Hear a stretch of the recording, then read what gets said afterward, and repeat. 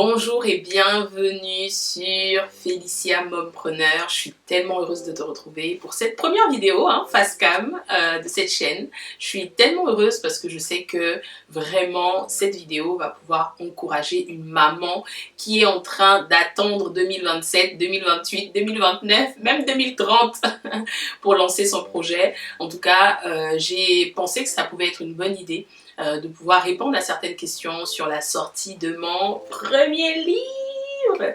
Je suis tellement heureuse, vraiment, c'est un livre que j'ai écrit avec tout mon cœur et je crois vraiment que ça va faire du bien à beaucoup de personnes. Si tu ne savais pas que j'avais écrit un livre, je te laisse aller en barre d'infos pour te le procurer. Je suis certaine que ça pourra te faire du bien. En tout cas, c'est un livre autour de la préparation au mariage et j'ai déjà commencé à avoir des retours de certaines personnes et ça me touche tellement parce que je me rends compte vraiment à quel point ce qui moi me semblait basique, en fait normal, ne l'est pas pour tout le monde et je suis convaincue en fait qu'une célibataire qui se prépare pour le mariage, même si tu es même en couple ou bien fiancée et même mariée, parce que j'ai eu des retours aussi de personnes qui sont mariées, vraiment ça te fera du bien et vraiment n'hésite pas à te rendre en barre d'infos pour te le procurer.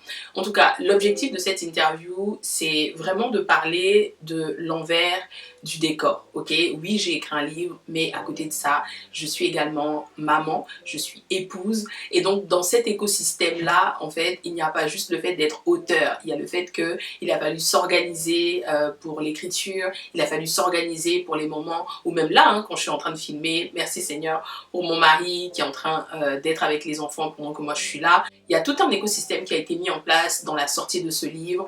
Pour cette interview, c'est ma sœur qui va me poser des questions. C'est elle qui était là aussi pour la partie shooting. Donc oui, j'ai écrit un livre, mais tout ça en fait n'a pas été fait juste par moi, ok? Je suis par la grâce de Dieu bien entourée, mais je voulais aussi surtout t'encourager en tant que maman à pouvoir te lancer en fait. Je ne sais pas si toi aussi tu as à cœur d'écrire un livre, je ne sais pas si toi tu as à cœur peut-être de sortir un podcast, de faire une chaîne YouTube, peu importe le projet que tu as à cœur, peu importe si c'est dans les produits, dans les services, je ne sais pas, mais en tout cas ce qui est sûr c'est que je ne veux pas que tu laisses encore passer cette année 2026 en te disant non mais j'attends qu'il soit parfait, non mais j'attends que ce soit le produit ultime ou le service ultime. Non, tu peux te lancer alors même que tu n'as pas tous les éléments en ta possession. Tu peux le faire. Donc au travers de cette interview, je vais répondre à plusieurs questions et le but c'est vraiment de t'encourager à te lancer. Donc c'est parti pour l'interview. Oui? Ah, elle est là. Donc Félicia, on va commencer l'interview. Mhm. Première question, avant de devenir maman et auteur, qui étais-tu et comment tu te définirais? Avant de devenir maman et auteur, j'étais une jeune femme qui évoluait en tout cas dans ses études. J'ai fait un master 2 en communication, spécialité digitale. Et donc j'étais une jeune fille qui avait pour ambition voilà, de signer après un CDI, de faire une grande carrière dans la communication et d'évoluer dans ce sens-là. Les études étaient ma priorité. Avant de devenir maman, c'était un peu ça. Ma carrière professionnelle était une priorité. Y a-t-il eu un moment précis où tu t'es dit cette histoire, je dois l'écrire? Alors, oui, il y a eu un déclic dans le sens où moi-même déjà, je savais que j'allais un jour écrire. Je savais au-dedans de moi que ça allait arriver. Par contre, je ne savais pas sur quel sujet forcément, même s'il y avait quand même des sujets de prédilection. Je n'avais pas forcément le truc en me disant il faut absolument que ce soit sur ce thème-là. Mais en fait, il s'avère que ça a été une évidence. En fait, un jour où j'étais dans la voiture avec mon mari, il faut savoir que j'étais dans un temps de jeûne aussi pendant cette période-là. Et j'ai vraiment eu ce déclic, vraiment j'ai entendu vraiment la voix du Seigneur qui me donnait en tout cas le cœur même du livre, que ça allait parler du mariage. Donc j'étais très surprise et je me suis dit waouh, ok, ok. Et au fur et à mesure, ça s'est précisé. Aujourd'hui, le titre est là, c'est je ne suis pas mariée, je me prépare. Mais au départ, c'était vraiment un thème global, juste pour me dire ça va parler de mariage. Donc c'était mon déclic, sachant que pendant plusieurs années, j'ai toujours parlé de couple, de relations, que ce soit avec mes sœurs, tout ça, et mes amis. Donc ça a été une évidence, donc voilà, ça a été ça un peu mon déclic. Mais finalement, qu'est-ce qui t'a vraiment surpris dans le fait d'écrire en tant que mère? Je pense que ce qui m'a le plus surpris, c'est l'organisation. Le fait d'être vraiment dans une organisation qui fait que tu es obligé en fait de te donner des timings en fait. Tu peux pas juste te lever et puis dire oui, j'ai ma table d'écriture, je vais venir là tous les jours, pas du tout. J'ai écrit, bah, fallait que je donne le biberon à mon dernier qui a à peine 8 mois. J'ai écrit alors que je savais qu'il fallait que je fasse à manger. Et en plus, j'ai 3 enfants. C'est pas comme si j'en avais qu'un, j'en ai pas deux, j'en ai 3, dont un bébé en fait qui a à peine 8 mois. Donc il fallait une certaine organisation quand même de tout mettre en place. Et je pense que ce qui m'a vraiment surpris, c'est l'organisation qu'il fallait mettre en place pour écrire. Est-ce que du coup, tu as dû écrire dans des conditions inattendues à cause du rythme familial? Tu parlais de faire à manger, etc. Tu as écrit en faisant à manger?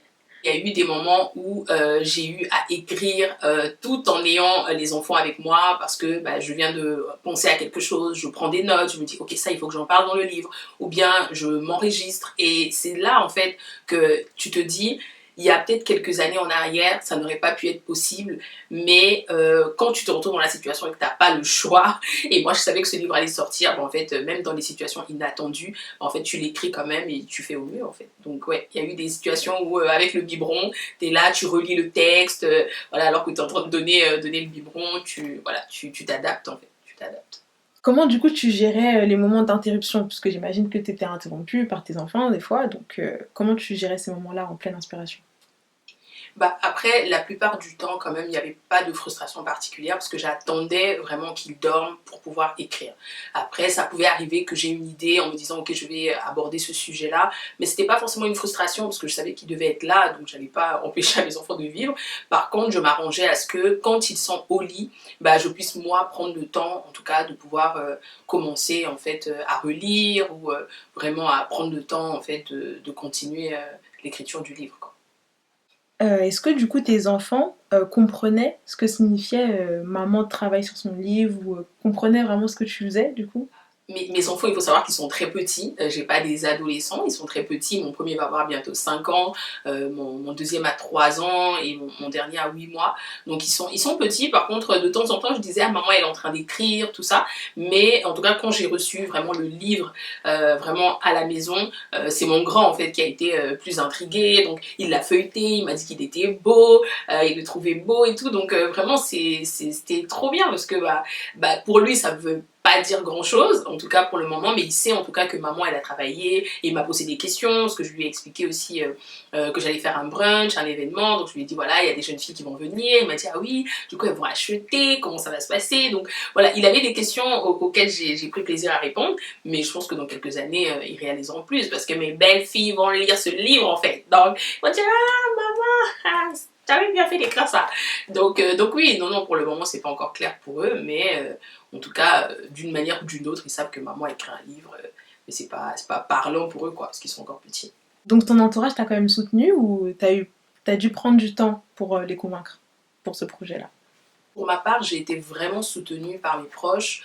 Dès que j'ai dit que j'écrivais le livre, vraiment, bah, ils étaient tous contents pour moi, en me disant voilà, c'est très bien et tout. Là, par exemple, toi, t'es là, tu me poses des questions. Elle a été là aussi, même pour le shooting photo, c'est elle qui m'a pris en photo.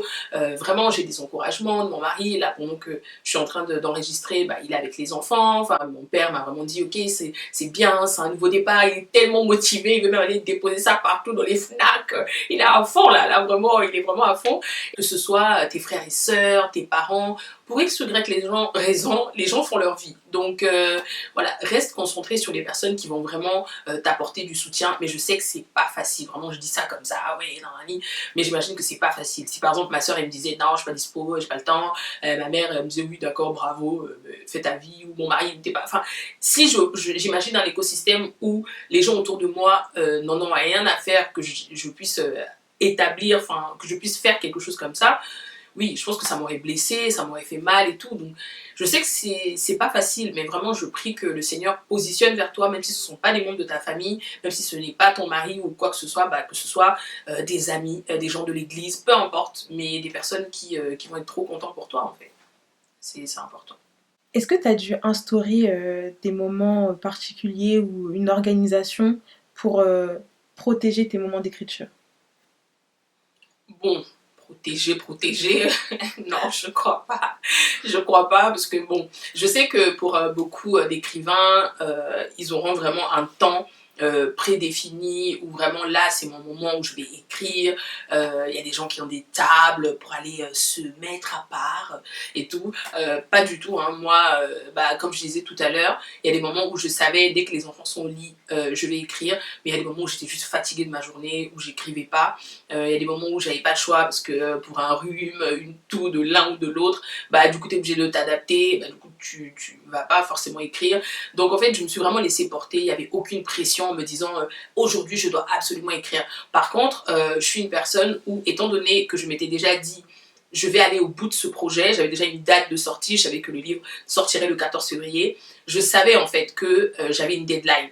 Maintenant, si tu es plutôt une personne qui est un peu oh là là, cool la vie, si j'étais un peu dans cette catégorie, le livre ne serait pas sorti aussi vite, quoi. C'est-à-dire que le moment que je t'expliquais tout à l'heure, le Seigneur me dit écris le livre, on est en novembre et le livre sort en février. Tu vois, donc c'est allé extrêmement vite. On peut te dire, il y a des livres qui s'écrivent en 2 ans, en 3 ans, il y a des gens qui écrivent même des livres en 10 ans, vraiment. Un livre, ça prend du temps, mais ça a été vite parce que j'ai une personnalité qui fait que quand je décide de quelque chose, je veux l'accomplir vite. Mais si tu es plutôt du genre à être un peu plus nonchalante, il faut se fixer des objectifs. Pas forcément un coin écriture, mais te dire, ok, de 10h à 12h, je vais faire ça. Voilà. Et surtout avec les enfants, essaye de trouver un rythme pendant les siestes, de t'imposer quelque chose, parce que sinon, tu ne tiendras pas, quoi. Tu n'y arriveras pas.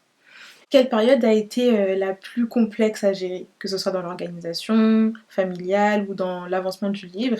Comment tu as pu réussir à maintenir un équilibre?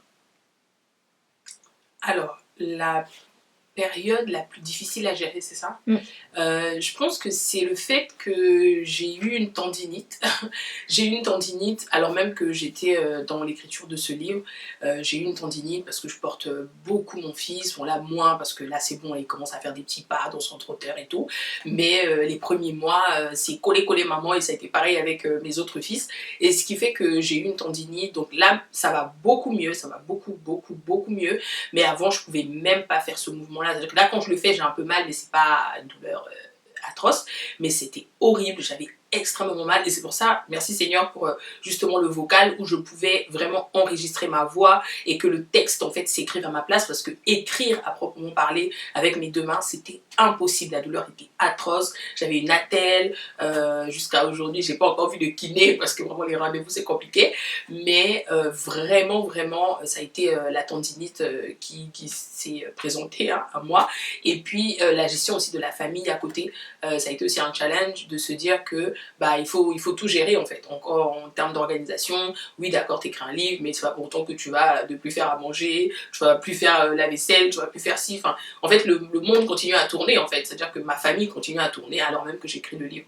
Donc ça a été un challenge aussi, mais voilà, c'était pour la gloire de Dieu, il est là quoi. Donc tu as quand même réussi à maintenir cet équilibre-là. Oui, j'ai quand même réussi à maintenir cet équilibre et surtout j'ai aussi eu un mari qui comprenait que j'étais dans une saison où j'avais besoin de m'investir un peu plus et donc si admettons j'avais eu un mari qui me disait non, n'écris pas, ça ne sert à rien, bon c'est sûr ça aurait été compliqué, donc il y a des soirs où il a compris que j'allais pas forcément rester avec lui et que j'allais écrire, des soirs où il a compris que là c'était vraiment un temps pour moi que je prenais pour pouvoir écrire, donc ça m'a beaucoup aidé aussi, hein, donc, je vais pas faire genre et tout, ça m'a beaucoup aidé et donc lui au final ne s'est pas forcément senti délaissé ou quoi que ce soit parce que j'essayais quand même de rester présente en faisant au mieux, même si je pense qu'il y a des fois où j'aurais dû être là et j'ai pas été là, hein, bien sûr, mais en tout cas ça n'a pas déstabilisé notre équilibre familial parce que j'écrivais un livre, par la grâce de Dieu en tout cas. Comment tu faisais quand la fatigue physique ou mentale prenait le dessus? Je dormais. Sérieusement, je dormais, j'étais pas dans une course, oui j'avais une deadline pour le 14 février, mais je n'étais pas stressée. J'étais pas stressée, je sais que y a beaucoup de personnes qui vont te dire voilà je suis en train de sortir un projet, je stresse et tout, j'ai peur, je sais pas qu'est-ce que les gens vont dire, ou bien si ça sort pas à cette date-là, en fait, c'est ça la différence entre entreprendre seul et entreprendre avec Dieu. Et je n'ai pas à un moment donné ressenti un certain stress. Je me suis posé des questions, par exemple quand le livre, l'événement était prévu pour le 14 février, parce qu'on a organisé un brunch et tout avec plusieurs femmes. Et en fait, bah, tout simplement ce qu'on a fait, c'est qu'on a prié. On a prié pour que le livre arrive avant. Maintenant, si le livre n'était pas arrivé, bah, j'avais déjà une option B, j'avais une option B, j'avais une option C, je me disais ok peut-être que je vais imprimer le premier chapitre du livre et elles pourront le feuilleter, ou je vais venir avec le livre test pour qu'elles puissent regarder de quoi il s'agit. Enfin voilà, il y a toujours une solution parce que je me disais bah écoute, si le Seigneur est avec moi dans cette histoire, alors il va tout faire concourir à mon bien. Donc je n'avais pas de stress particulier, de crainte ou quoi, parce que je savais que je n'entreprenais pas toute seule. En fait, je ne l'ai pas écrit toute seule, je ne l'ai pas écrit pour dire « ouais, j'ai écrit tout ça, c'est tout ». Non, non, non, je l'ai écrit parce que c'est le Seigneur qui m'a conduit à l'écrire. Donc voilà, donc j'étais assez tranquille en fait dans tout ça. D'accord. Mais est-ce que tu as découvert quelque chose sur toi pendant l'écriture de ce livre? Oh, si j'ai découvert quelque chose sur moi pendant l'écriture de ce livre, euh, ma résilience, je pense, hein.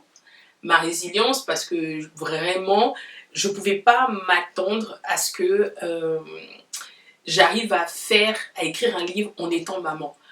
Vraiment, on m'aurait dit ça il y a 10 ans, j'aurais dit quoi? Non mais déjà toute seule, j'ai envie de dormir tout le temps.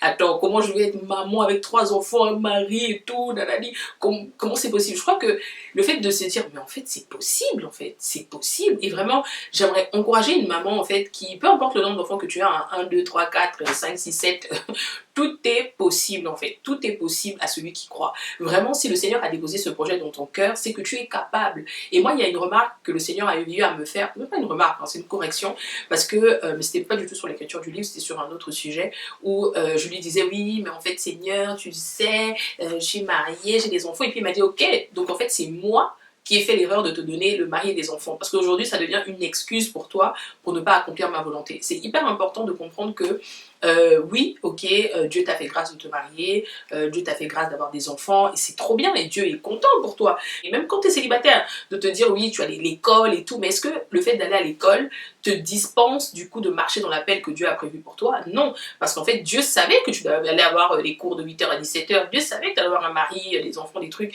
mais l'appel qu'il y a sur ta vie, en fait, c'est ce que Dieu veut que tu accomplisses. Donc vraiment, il n'y a pas d'excuse, en fait, c'est de se dire, bah oui, c'est possible. Donc tu vas pas forcément dire qu'il y a eu une tension entre ton ambition personnelle, enfin cette mission que Dieu te donnait d'écrire un livre et ton rôle de mère, ça allait vraiment ensemble finalement.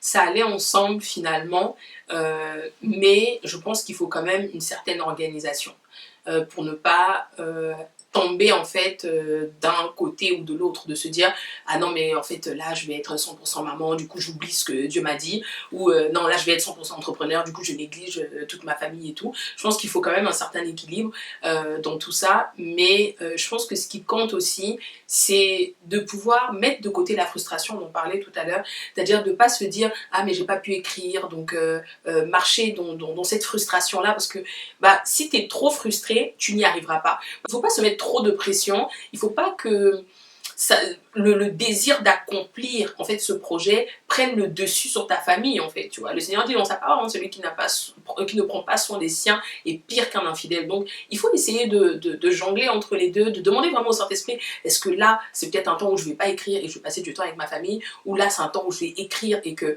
bah, tes enfants comprennent aussi, enfin tu vois. Donc il y a tout un écosystème. Après ça dépend aussi de l'âge de tes enfants, hein. Moi je dis il y a temps qu'ils dorment, si tu as des ados c'est pas la même chose, ils font leur vie, ils sont peut-être un peu plus autonomes, donc on n'est pas sur le même cadran en fait au final. Maintenant, si on peut parler du livre, maintenant qu'il est là et tout, maintenant qu'il est sorti, que des gens ont pu le lire et tout, Yes. comment t'as accueilli les critiques, les retours des lecteurs une fois le livre sorti du coup? En tout cas, j'ai été tellement surprise par l'engouement en fait qu'il y a eu autour de la sortie de ce livre. J'étais trop touchée et je le suis encore vraiment. Je me dis mais c'est incroyable parce que pour moi, oui, quand j'étais en train d'écrire, je savais que ça allait parler aux gens. C'est vraiment un projet que j'ai fait main dans la main avec le Seigneur et puis la graphiste, ma famille. Enfin vraiment, il y a plein de personnes engagées là-dedans, comme je dis depuis le départ. Mais vraiment, je m'attendais pas à autant de retours. Je suis vraiment trop contente, trop honorée en fait que ça puisse parler aux gens. Il y a des personnes qui l'ont même déjà terminé et vraiment qui me disent que vraiment c'est vraiment un livre qui est totalement différent de ce que elles ont pu lire jusqu'ici, que c'est vraiment une transformation, que ça leur fait du bien, que ça leur parle. Et j'ai vraiment essayé d'être très authentique en fait dans ce livre et pas juste donner les principes genre il faut faire ci, il faut faire ça, il faut faire ci, il faut faire ça. Ok, mais moi-même d'abord comment j'ai géré ça et je pense que c'est ça en fait qui démarque ce livre de ce que j'ai même déjà moi-même eu à lire, c'est de pas dire ok voici ce qu'il faut faire, c'est ok comment moi j'ai géré ça et il y a des sujets sur lesquels j'ai pas encore les réponses et bah dans le livre je dis bah j'ai pas les réponses, en tout cas je te partage comment j'ai évolué sur ce sujet. Donc voilà, donc les retours je suis vraiment très contente. En tout cas pour les critiques j'en ai pas encore eu, hein. Les critiquaires sont en train de dormir, je sais pas, peut-être qu'ils sont dans la sieste, je ne sais pas, mais bien évidemment je m'y prépare, je sais qu'il y aura des personnes qui auront des avis pour pouvoir aussi me permettre de m'améliorer, hein, parce que du moment où ce sont des critiques constructives, bah, c'est hyper important. Je vais pouvoir savoir, ok, sur mon prochain livre, qu'est-ce que je ferais différemment, tout ça. Donc c'est très important d'avoir des retours. Après les critiques du genre, oui, je trouve que vraiment, t'en as trop dans la vidéo, j'aime pas. Bon, ça vraiment, c'est pas intéressant, ça va pas me faire évoluer. Par contre, des critiques constructives, je sais que j'en aurai et je pourrais m'adapter parce que je compte écrire d'autres livres, donc je pourrais très bien m'adapter sur mes prochains écrits, quoi. Mais je suis trop heureuse vraiment de tous les retours que j'ai, ça me touche, ça me touche. Si tu devais résumer cette aventure en 3 mots, tu choisirais lesquels? 3 mots, c'est la question piège, on va passer 10 heures là pour trouver les 3 mots. Je crois que je vais reprendre le mot résilience. Résilience, vraiment se dire, ok, même quand les choses ne se passent pas comme tu veux que ça se passe, d'être déterminé, d'aller jusqu'au bout, vraiment d'être résilient, je pense que c'est ça. Le deuxième mot, je dirais amour. Amour parce que non seulement je reçois beaucoup d'amour de la part de mes proches, beaucoup de soutien, mais aussi même des personnes avec qui j'ai pas forcément d'affinité particulière, mais voilà, qui m'envoient un message pour me dire bravo, félicitations pour ton livre, et vraiment, hein, c'est vraiment de l'amour en fait que je reçois, et je pense que c'est le mot que j'utiliserai. Et en troisième, c'est héritage. Héritage, parce que ce livre en fait, et pleurer. Euh, Ce livre, c'est pas juste un livre dans le sens où je l'ai pas juste écrit comme ça. Je me dis, euh, ce livre va traverser les saisons. Okay, Jésus n'est pas encore revenu, mais Jésus revient bientôt, ça c'est la vérité. Mais un jour, mes fils le liront, bon je sais pas, hein, parce que bon, peut-être qu'ils vont se dire, ah ça c'est le livre des mamans et tout, je sais pas de quoi ils parlent dedans, peut-être ça m'intéresse pas, ouais ils liront certains passages et pas d'autres, je ne sais pas, mais en tout cas ce qui est sûr c'est que déjà mes sœurs le lisent, mes belles-filles vont le lire, mes petites filles vont le lire, enfin quand j'imagine que un jour quelqu'un regardera cette interview mais je ne serai plus là, ça fait un peu bizarre, ça fait un peu cloque là de dire ça comme ça, mais mais c'est la vérité, mais je ne serai plus là. Mais mes petites filles, mes arrière-petites filles, jusqu'au retour de Jésus, en fait, elles auront ce livre. Mais c'est une folie en fait, c'est fou. C'est-à-dire qu'elles se diront, ma grand-mère, mon arrière-grand-mère, mon arrière-arrière-grand-mère, elle a écrit un livre sur le mariage. Et je me dis, bah un jour, ça ira au-delà de ce que je peux penser ou imaginer. Et ça, c'est un truc aussi que le Seigneur m'a dit, c'est qu'il y a des choses que je vais vivre au travers de ce livre de mon vivant, mais il y a des choses en fait que je ne vivrai pas. Et ça sera une créativité en fait débordante de la part de peut-être de mes petites filles, de mes arrière-petites filles. Elles vont se dire mais attends, par rapport à tel truc et tout, non j'ai une idée, on ne devrait pas faire ça pour le livre de grand-mère, on ne devrait pas faire ça pour le livre d'arrière-grand-mère, c'est ça, tu vois. Et je pense que c'est vraiment ce truc d'héritage en fait, de se dire que ça ira beaucoup plus loin que moi, quoi. Donc c'est vraiment ça, héritage. Je suis contente que ce soit là, quoi. Donc résilience, amour et héritage. C'est très beau, c'est très beau. Mais maintenant, pour terminer, qu'est-ce que tu dirais à la femme que tu étais au début de ce projet? Oh, la femme que j'étais au début de ce projet. Je pense que je lui dirais fonce, hein. Fonce, fonce. C'est un peu mon mot de cette année 2026. C'est pas un peu, c'est mon mot de cette année 2026. C'est fonce. Et je pense que je lui dirais vas-y, euh, fais-le vite. Parce que quand tu vas voir les résultats, tu seras trop contente. Je lui dirais aussi continue à lâcher prise. Continue à lâcher prise. Parce que moi, je suis une personne à la base des bases, c'est-à-dire à l'origine. Je suis une personne très carrée. J'aime bien quand les choses sont très carrées, très trucs. Et donc, j'aurais dit, non, ici, non, la phrase là, elle se répète. Je ne peux pas sortir le livre le 14 février. Ça veut dire que je dois attendre encore au moins 6 mois. Et je dois... Et en fait, j'ai vraiment appris à lâcher prise. Je me suis dit au départ, par exemple, un truc tout simple. Je me suis dit, ok, le livre, je vais passer par un imprimeur, voilà, et comme ça, je vais recevoir les livres chez moi. Et puis après, quand je me suis renseignée, non, il faut avoir les cartons.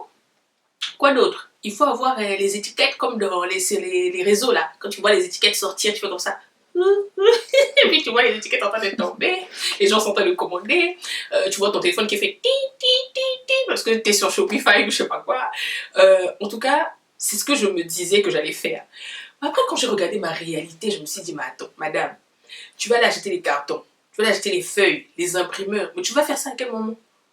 Mais sur Amazon, et oui, sur Amazon, en fait, ce qu'il faut savoir, c'est qu'ils prennent 60% du prix. C'est-à-dire que quand vous achetez le livre sur Amazon, à peu près 60 ou 70% du prix revient à Amazon. Je crois que c'est 60. Revient à Amazon. Je n'ai pas, en fait, la totalité de l'argent que toi, tu payes. Tu vois ce que je veux dire? Donc j'aurais pu me dire, oui, bah écoute, c'est pas grave, je vais m'épuiser, j'aurai pas le temps pour ma famille, j'aurai pas le temps pour rien, comme ça au moins je gagne la totalité de l'argent. Bah non, en fait. Non, faut lâcher prise. Oui, j'aurais pas peut-être les 100%, j'aurais que 30 ou 40%, mais c'est pas grave, je préfère avoir 30 ou 40% du prix et avoir le temps pour passer du temps en famille, pour faire d'autres choses, comme là on peut faire des interviews. Mais imaginons que la personne elle vient de commander aujourd'hui. Elle a dit que express, elle doit recevoir ça demain. Moi, je vais faire comment? Je vais être perdue, tu vois. Donc, c'est vraiment dire, il faut lâcher prise. Et c'est vraiment un conseil que je te donne. Bon, c'est pas forcément au niveau des finances. Hein. Si tu as la possibilité, moi, je sais que j'ai une amie qui a fait un livre et c'est elle-même qui expédie. Voilà, il est aussi sur Amazon, mais elle communique pas dessus. Enfin, en fait, chacun fait son choix. Mais moi, aujourd'hui, je pouvais pas me permettre de me rajouter une charge mentale comme ça. Donc, oui, j'ai appris à lâcher prise. Vraiment, si tu vois que dans ton projet, il y a des choses que tu peux faire différemment pour gagner du temps en famille, pour gagner du temps avec ton mari, tes enfants, peu importe, fais-le. Ça sert à rien d'aller se donner corps et âme, esprit, tout, et puis au final te retrouver en burn-out parce que tu as juste voulu faire comme les autres, quoi. Donc, il n'y aura pas des stories où on voit les tickets sortir, mais en attendant, je peux faire d'autres choses comme là, cette interview-là. Merci Félicia pour cette interview. Assurément, je pense que ce livre bénira beaucoup de vies de futures mamans, de célibataires, peu importe le statut de la personne qui regardera cette interview. Et à suivre pour de belles autres aventures. Ouais, en tout cas, merci encore à toi d'avoir pris le temps de m'interviewer. En tout cas, j'espère que mes réponses ont pu te parler, même si voilà, je m'adresse aux mamans qui entreprennent, parce que c'est le cœur même de mon entreprise et tout, mais vraiment, que tu sois célibataire, maman, mariée, en couple, fiancée, peu importe, n'hésite pas à te procurer le livre et je suis convaincue que c'est un livre qui va parler à ton cœur.